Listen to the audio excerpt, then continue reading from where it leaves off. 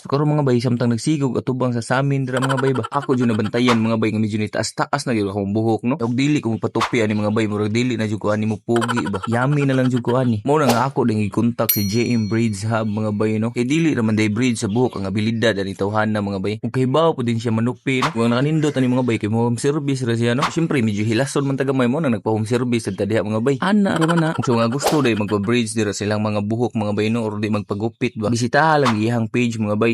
JM Braids Hub. Kay aral nyo makita mga bay ang iyahang mga agi bitaw sa pag-braids ug sa mga gupit niya ba. Kung sa mga dili gusto magpa-home service mga bay, pwede ra po mong bisita sa ilaha no. Located rin siya sa Barangay Agus no. Sa ako din plano sa akong pagupit ani mga bay is ako rin pakuhaan ning kilid-kilid no. Kay para mulimpyo pud tanawon ba.